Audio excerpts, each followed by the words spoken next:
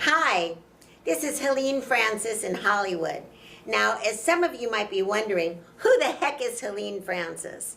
Well, I kind of been in the business 100 years or so. I started when I was 5 in a talent show in Asbury Park, New Jersey, believe it or not.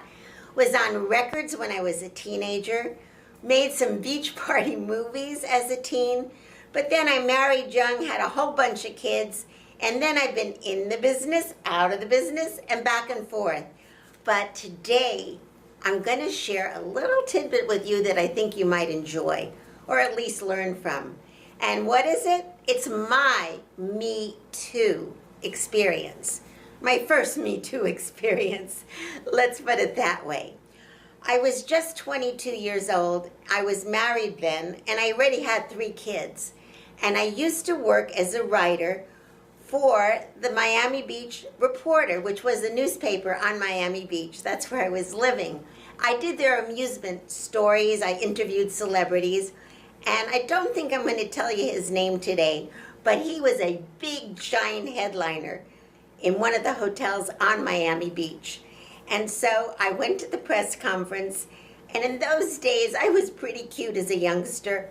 I looked a lot like Pamela Sue Anderson's big sister.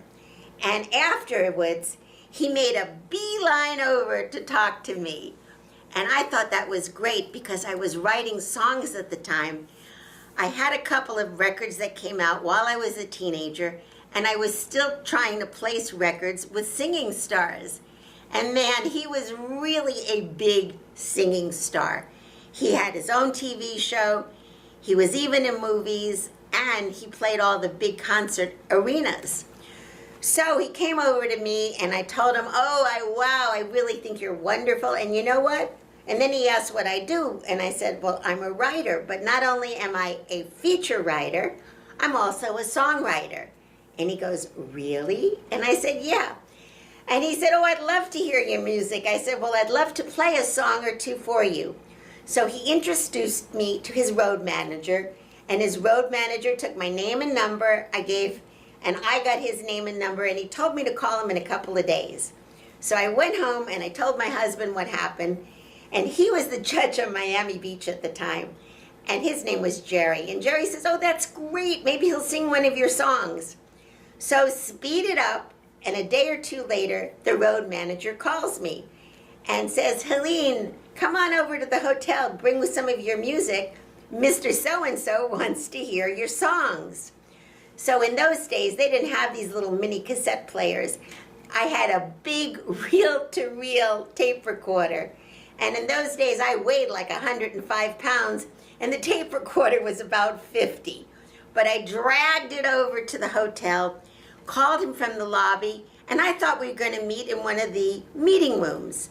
But he said to me, come up to the penthouse floor, and I did. And when I got there, he told me where to go, and I knocked on the door.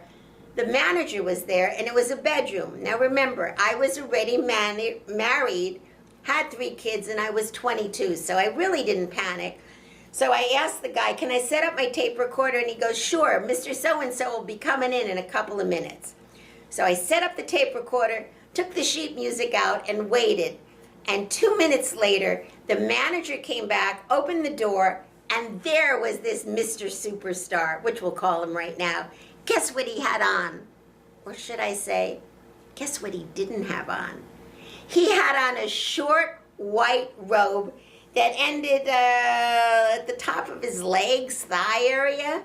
I could see his hairy chest, his bare arms, his bare feet, and nothing else.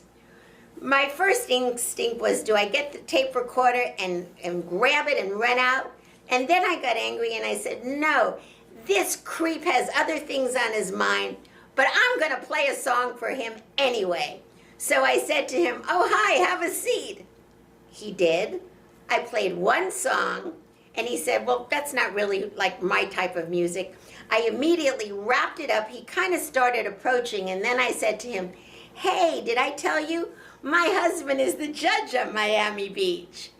And that kind of made him take a step back. And he went, the judge? And I said, yeah.